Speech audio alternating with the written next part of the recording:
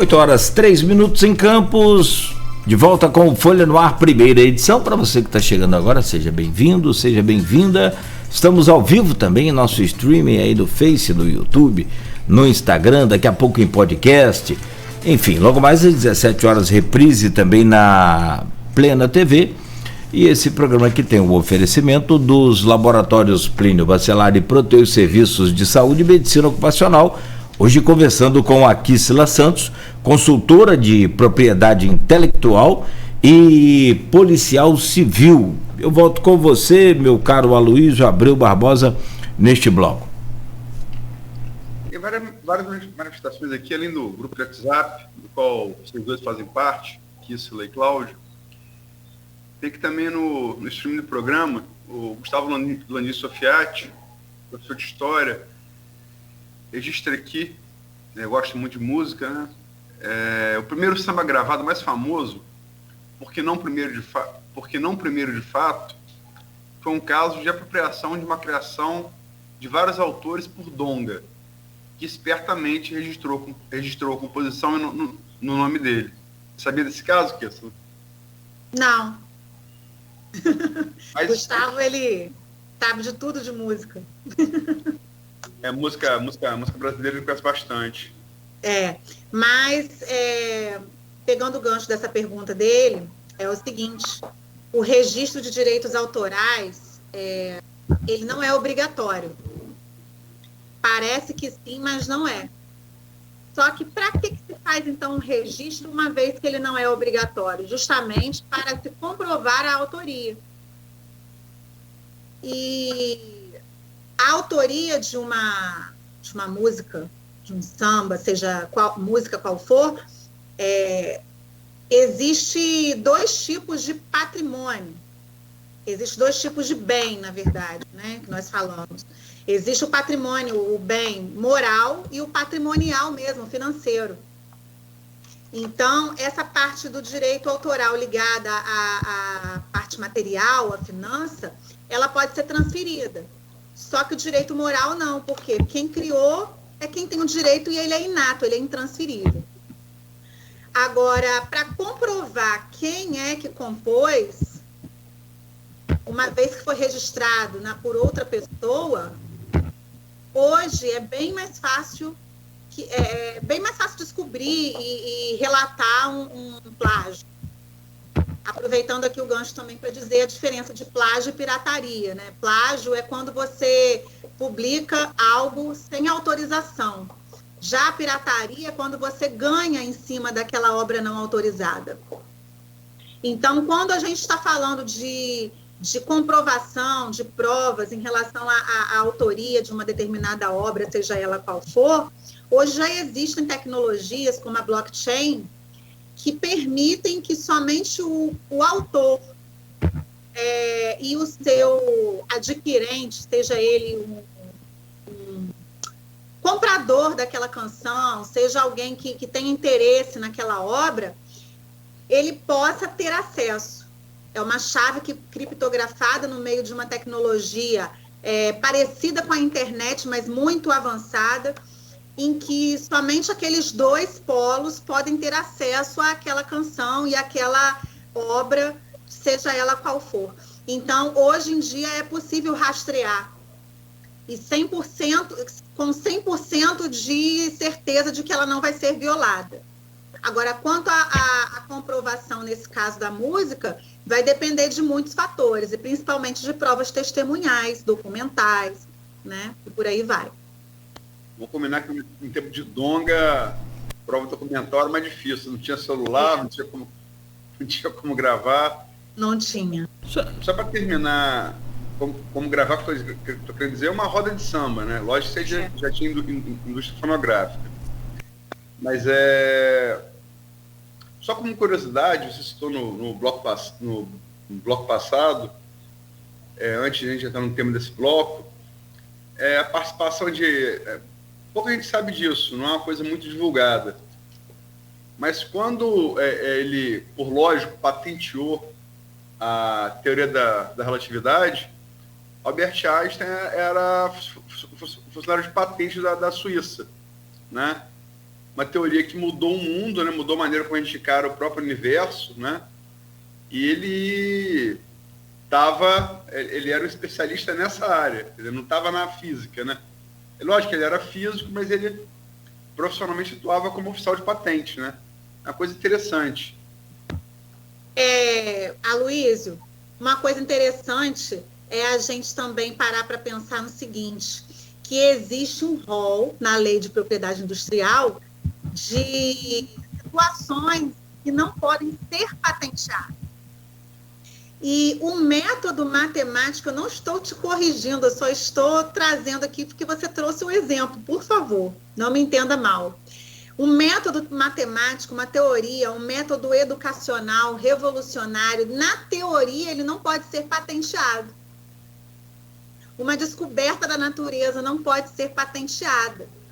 Agora, uma planta melhorada, transgênica, por exemplo, uma orquídea modificada, ela pode ser protegida e não por meio de patente, por meio de cultivares.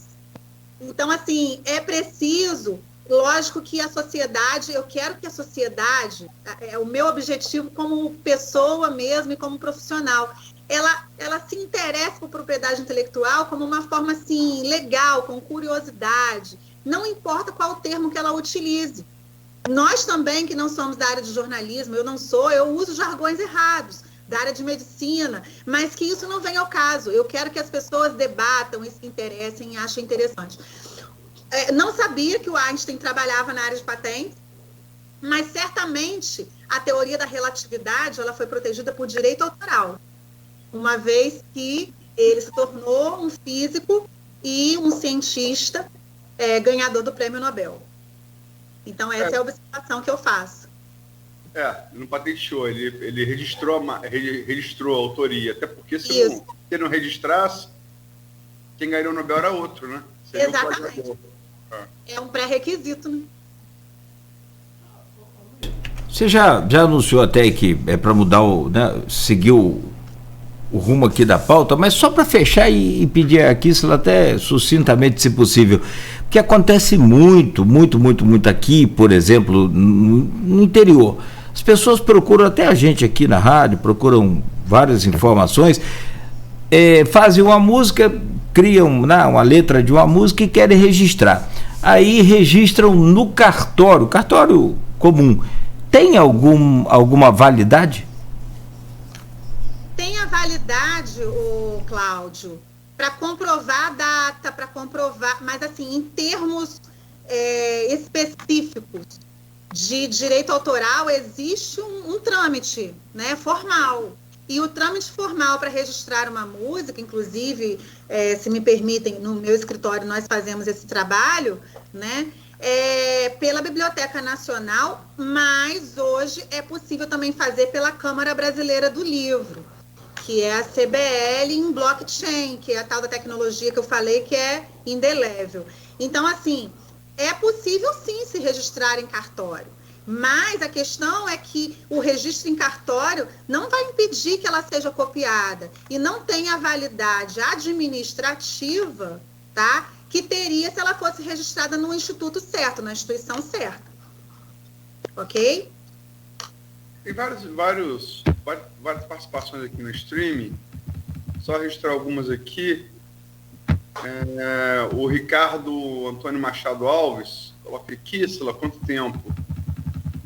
E o Gustavo Sofiati de novo coloca aqui, Charles Darwin, né? Se apressou a publicar sua teoria, no caso a teoria da evolução, né? Porque correspondia a outro autor que estava chegando às mesmas conclusões evolucionistas. Então, começo do século XIX, você vê que é uma coisa antiga, né? Muito. Marca, por exemplo, qual a origem da marca? A marca, gente, era utilizada para marcar animal mesmo. Entendeu? Cada pessoa tinha lá o seu brasão, ia lá e marcava o animal.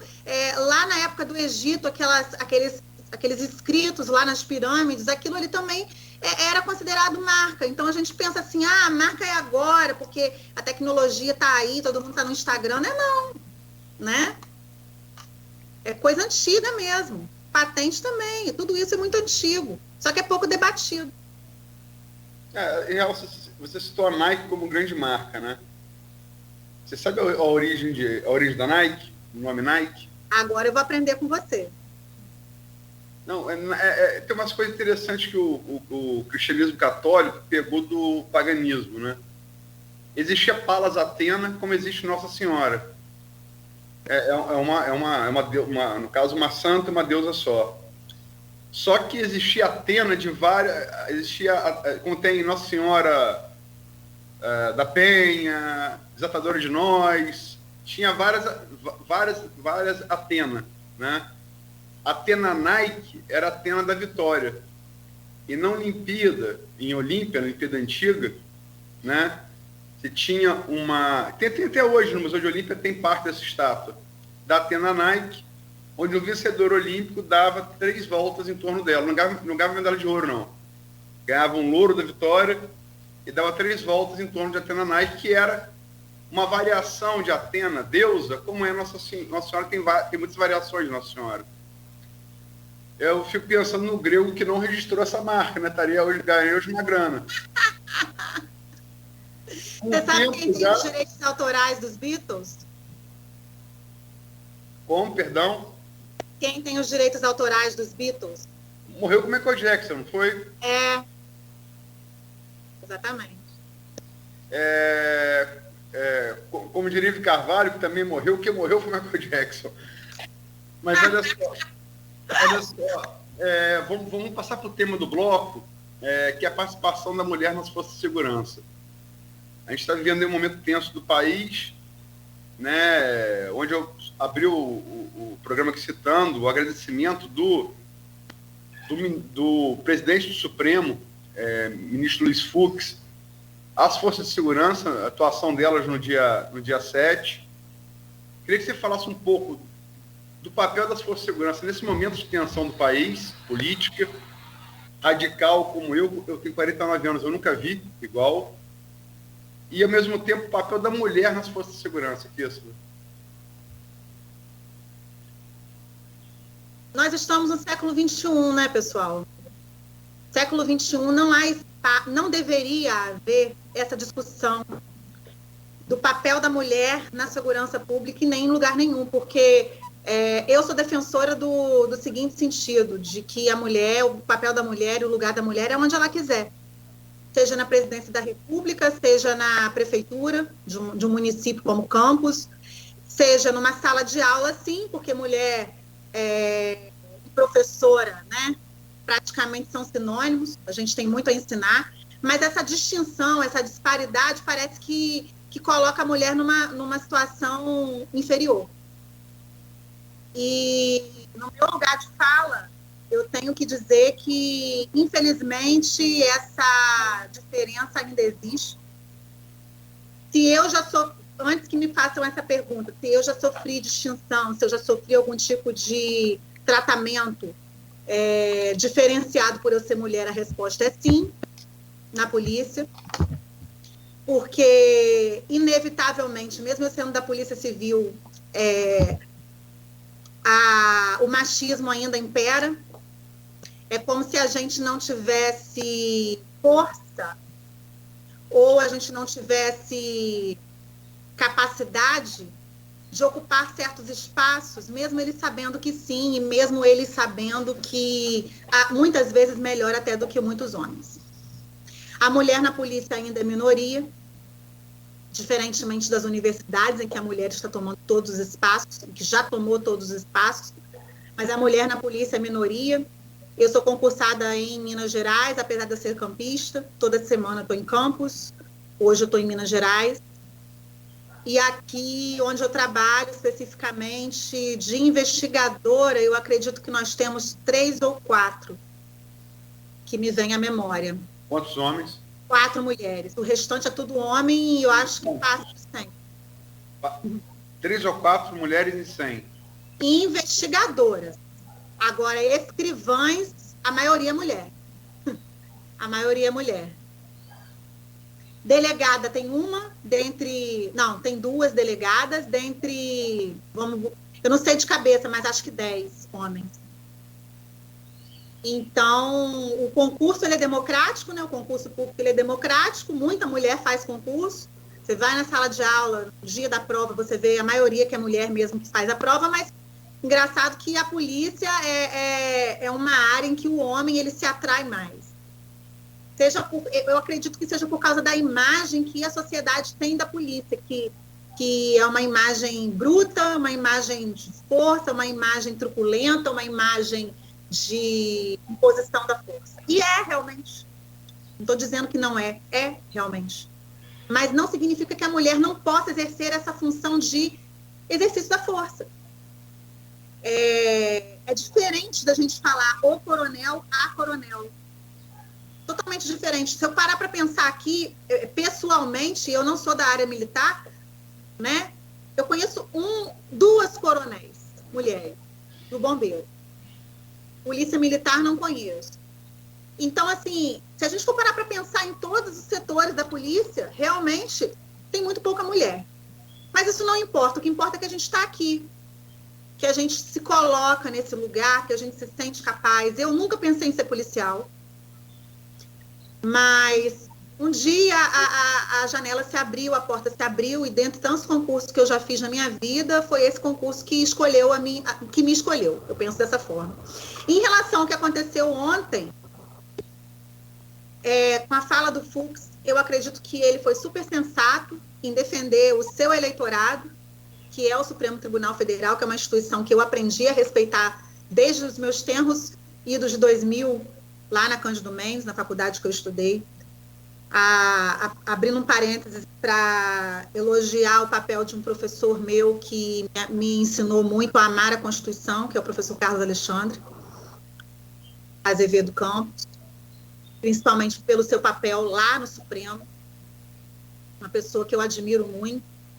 Então, a Constituição, ela é a Bíblia da nossa sociedade, tirando o papel religioso. É uma conquista nossa como brasileiros sermos pertencentes a um Estado laico e a um Estado democrático de direito.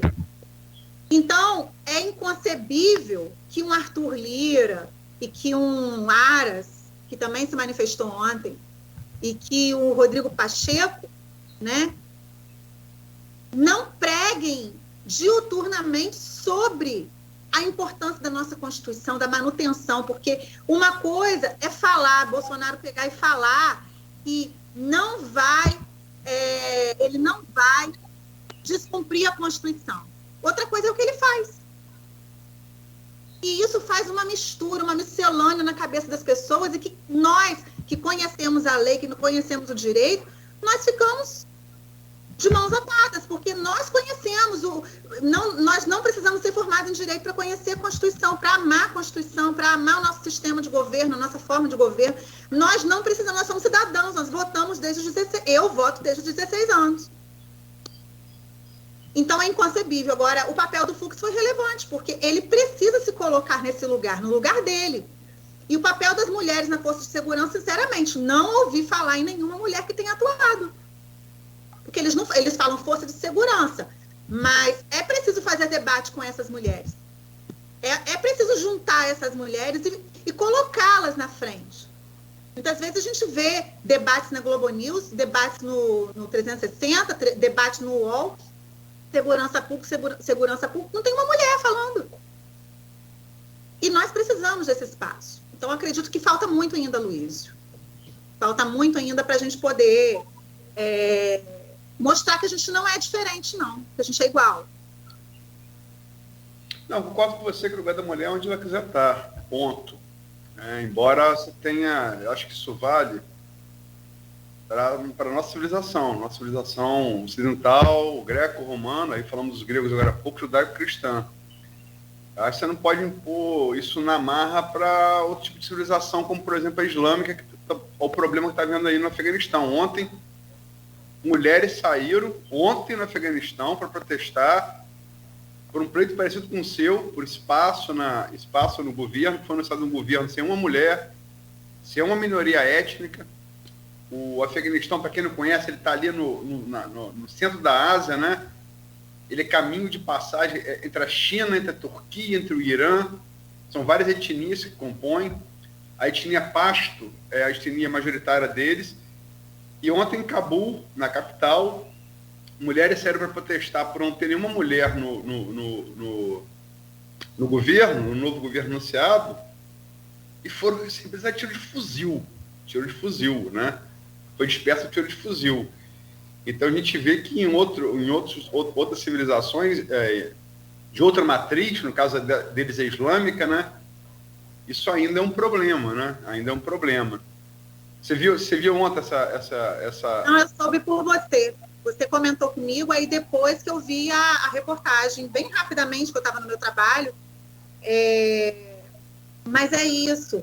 Se a gente pegar um retrato mesmo, né? Um recorte da Constituinte, 1988, rapidamente, assim, o que passa na nossa cabeça tem alguma mulher ali em cima daquele púlpito da Câmara dos Deputados? Eu não me lembro. Então, hoje, até no Afeganistão, e a gente fala lá porque é o nosso exemplo mais próximo de extremismo, né? As mulheres, elas querem o seu espaço. Elas pleiteiam pelo seu espaço. E não há que se falar, não se concebe falar que a maioria é que está sempre certa. Claro que não. Bolsonaro tem uma frase assim, não tem, Aloysio? Me faz recordar. As minorias têm que se submeter à vontade das maiorias. Então, se submeter ao quê? Porque hoje ele é a minoria. A Gabriela Prioli falou isso no vídeo dela ontem. Então, hoje ele é minoria, então ele tem que submeter à maioria. Ele está caindo no ponto do vigário, né? Mas o que eu tenho para dizer é em relação a essa briga. A essa briga que ela tem que existir, sim, seja no Afeganistão, seja aqui, seja na polícia, seja na medicina, seja na ciência. Existem prêmios já no Brasil que premiam mulheres na ciência, meninas na ciência. É muito interessante, né? Mas lá o preço é alto. Lá o preço é a vida. Elas estão pagando com a vida, com sangue, né? E aqui nós temos a nossa liberdade, ainda bem. Nós já temos a nossa liberdade. Não precisamos reafirmar. Eu acredito que a gente pode até reafirmar, sim, mas não necessariamente temos que reafirmar a liberdade, porque ela já foi conquistada. Mas você falou, a gente falou aqui do Afeganistão como exemplo, lógico, é um superlativo, está do outro lado do mundo, outro continente, outra matriz de civilização. Agora, quando a gente fala de autoritarismo, e aí já puxando para o próximo bloco, em autoritarismo dos talibãs, a gente não precisa ir muito longe para dar exemplo, não, né? E nem todo radical é barbudo e tem um turbante na cabeça e adora a ala. Pois é. Aliás, é o mesmo Deus, né? O mesmo Deus, o Deus de Abraão. Allah é Deus, Eloi, Adonai, Yahvé. Enfim, como é que você vê essa questão? Quer dizer, o presidente, por exemplo, é acusado de misógino por feministas. Você endossa essa visão? Sim. Por quê? Uma fala dele muito característica, né, de que as pessoas, os defensores dele dizem que ele falou com tom de brincadeira, mas existem brincadeiras que são de mau gosto. Existem brincadeiras que não se fazem, que não são realmente brincadeiras. E o que ele falou foi que ele teve 4 filhos e deu uma fraquejada e nasceu uma menina. Então, só que a visão do feminismo, Cláudio, ela é muito deturpada, né? Assim como existem evangélicos de vários segmentos, eu me encaixo em um desses segmentos, nós não podemos generalizar os evangélicos, até porque, vocês sabem disso, há pouco tempo saiu uma nota de um segmento da Igreja Batista, que não representa toda a Igreja Batista, desconvocando os batistas de irem até as manifestações. as manifestações de 7 de setembro.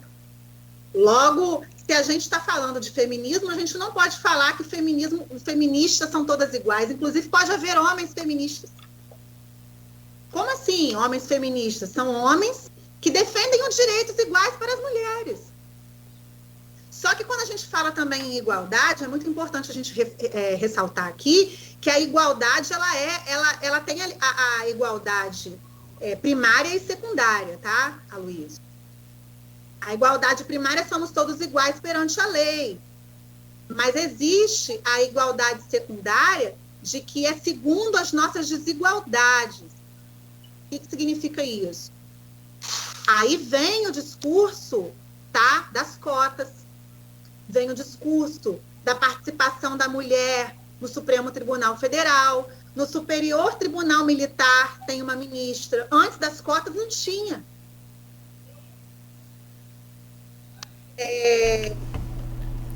Então, é preciso discutir, sim, essa questão do feminismo, mas com um olhar menos machista mesmo. Porque o Mário Sérgio Cortella, ele tem uma frase que fala que o feminismo não é o contrário do machismo. O feminismo é o contrário... o machismo é o contrário da inteligência. Então, quando a gente fala em direitos iguais, é da participação, o poder de voz, né? E a mulher ter o direito de participar, até mesmo das Forças Armadas, se o país permite, se a legislação permite. Agora, esse autoritarismo com base religiosa, isso é muito antigo. É tão antigo quanto o Velho Testamento, em que a mulher, na palavra, né, está escrito que ela é submissa. Mas essa palavra submissão, ela é mal interpretada. Até mesmo pelos leigos, pelos ateus, porque a Bíblia ela foi escrita por homens, inspirados por Deus, para quem acredita no cristianismo, para quem acredita em Jesus. Se ela foi, partindo dessa premissa, se ela foi escrita por homens inspirados por Deus, essa palavra submissão ela pode ter várias traduções, inclusive pode estar vindo do hebraico, do grego, não sei agora de onde que ela vem. Mas a cabeça não sustenta sem a costela, né? A cabeça, que é o homem, não se sustenta sem a costela, que é a mulher, fazendo uma analogia a Adão e Eva. Logo, o homem, se ele está querendo seguir a palavra, a Bíblia, ele precisa entender também que os maridos têm que amar e respeitar as suas esposas. Então, partindo para esse lado religioso, Aloysio, e a gente já conversa muito sobre isso, né, fora dos holofotes, se quer cumpre tudo. Agora, por que a mulher tem que se submeter? Por que a mulher tem que passar pelo autoritarismo? E se o autoritarismo é algo que sempre existiu, aí mesmo que ela tem que ter voz. E é para isso que existe o feminismo. Para dar voz à mulher. Desculpa. Tudo isso. Falar alguns nomes aqui, só para a gente fechar esse bloco, e aí te faço uma pergunta. Anitta Peçanha, a bailarina Mercedes, e, claro, né, não podemos deixar de falar de Benta Pereira. A terra das mulheres heroínas, como é que você avalia ser mulher em Campos? Eu tenho uma visão de Campos como uma cidade ainda muito... Esqueci a palavra agora, gente, mas é uma assim provinciana. Às vezes eu me sinto um pouco fora da realidade da minha cidade. Provavelmente porque na minha idade, eu estou com 39 anos, revelando aqui publicamente para quem está ouvindo, né, a maioria das mulheres, das minhas amigas, está casada, com filhos, e não que eu não queira isso para a minha vida, mas ainda não aconteceu, né? E parece que quando você é diferente da maioria, e é o que a gente está falando aqui também hoje, né, você destoa. A mulher, ela não quer ocupar o lugar do homem, Cláudio. Ela quer ser vista como um ser autônomo, né? Em todos os lugares, sem querer voltar também àquela questão da redundância, mas isso é preciso ser combatida, essa visão de que a mulher, tá bom já, né? Já estudou, né? Minha avó falava isso comigo. minha filha, chega, agora tá bom, né? Já estudou. Então, assim, não é por aí mais. E eu vejo que em Campos, tem muitas mulheres que até gostariam de chegar a determinado patamar profissional, acadêmico, e não continuam a sua jornada, seja porque pode ser uma cultura da cidade, seja porque oportunidade Campos tem, sabe, Cláudio? Quantas universidades nós temos? Né? Mas eu acredito que falta também uma roda de encorajamento, sabe? E no que depender de mim, eu quero encorajar todas as mulheres que estejam me ouvindo aqui, porque eu vejo mulheres de destaque ainda hoje no nosso município. Sem querer entrar em fatores políticos, mas a prefeita Rosinha, a Clarissa, que eu tive a oportunidade de estudar com ela no ensino médio, são mulheres da nossa cidade que estão tendo destaque. Tem uma atriz, gente, no Vai Que Cola, a Carol Protásio, que é campista. Morro de rir com ela. Entre outras atrizes, Carla Marins, campista. Então, assim, nós somos fortes. Nós, mulheres campistas, somos fortes. Tem muitas empresárias agora no setor gastronômico em Campos. A líder do setor da gastronomia, da Liga Gastronômica, é uma mulher, Eliane. Então, eu acho que Campos, Campos é uma cidade que possui muitas mulheres fortes, diretoras de universidades, algumas, a Regina, que era da FAFIC, né? Me lembro muito dela, uma mulher forte. E, dentre tantas, que eu não vou me lembrar de nomes agora, grandes médicas, cientistas, nós temos uma doutora em Campos, doutora Lussara, formada pela USP, dentista, odontóloga, professora. Então, nós precisamos fazer jus à nossa cidade, porque nós temos mulheres fortes. Não somente as mulheres que chegaram no setor acadêmico, não, tá? Muitas mulheres sem estudo. As mulheres que produzem chuvisco na nossa cidade, que reproduzem essa cultura, e que um dia a gente pode conversar sobre isso também, que tem a ver com propriedade intelectual. Ou seja, é a mulher que está tomando conta mesmo na sociedade brasileira, e na campista não tenho dúvidas de que também seja. Tenho muito orgulho, tenho muita alegria, não escondo isso de ninguém, de trabalhar num grupo que é comandado por uma mulher, Diva Abreu Barbosa. Claro que tem aí tem os meninos também, né, como dizem os pais, né, tem o Aloysio, tem o Cristiano, evidentemente, né, sem dúvida nenhuma não podemos esquecer. A comandante em chefe é a Dona Diva. Hein? A comandante em chefe é a Dona Diva. Sim. E essa história de feminismo é uma coisa engraçada. Acho que tanto para mim quanto para Cristiano, a questão do empoderamento feminino foi uma coisa que para a gente sempre foi natural. A gente nunca entendeu o contrário. Exato. Na minha família também. Vai entender, é exatamente isso. É bem interessante isso. Na minha casa também, pessoal, eu tenho 2 irmãs, não tenho irmão. Então, para mim também sempre foi natural. Eu apanhava sempre, da mãe e das 2 irmãs. Então, para mim, eu não entendo porquê. Aliás, eu entendo, assim, muito, né, descontraídamente. Eu acho que o homem tem medo da mulher comandar de vez e colocar ele no lugar dele devido. E de incapaz. Ele se retrai e ele foge. Eu acho que é medo. Bom, podemos fazer um rápido intervalo? São 8h37 e a gente volta para que você possa também fazer aí uma análise sobre o Brasil, né, após o 7 de setembro. Vou só adiantar aqui, daqui a pouco vai estar no portal folha1.com.br, movimentação dos caminhoneiros agora aqui no quilômetro 75, como o Luiz falou mais cedo, próximo ali à estrada dos ceramistas, é bem intenso, o clima ficou meio tenso agora também, intenso e ficou tenso. Teve um caminhoneiro que deitou no asfalto tentando proibir, né, a passagem de outros caminhões, e a coisa está se complicando aí, e aquilo que também se espera, né, que esperava disso, já tem fila em alguns postos de combustíveis pelo Brasil afora, não sei em Campos, mas pelo Brasil afora, a coisa está complicada. São muito... Sim, desculpa. Deitou no asfalto ou não viu, não? Deitou no asfalto? Vou te mandar as imagens aí. Não, deitou. Pode deixar outros caminhões passarem, é isso? Isso. Rapaz, aquela coisa, eu não recomendo não, mas se você tiver vontade de ver asfalto, você pode fazer sem atrapalhar os outros, né? Não é? É. E a coisa... Vai na betoneira, se joga, enfim. Tanto, né? E já tem, não é que esteja faltando combustível, não está. O problema é esse. O problema é que, com medo de faltar combustível, os postos aí de São Paulo, Santa Catarina, eu já posso afirmar, tem filas quilométricas, né? Que é estar local de um país, né? Por motivo político. E vamos acompanhando isso aí, para e passo.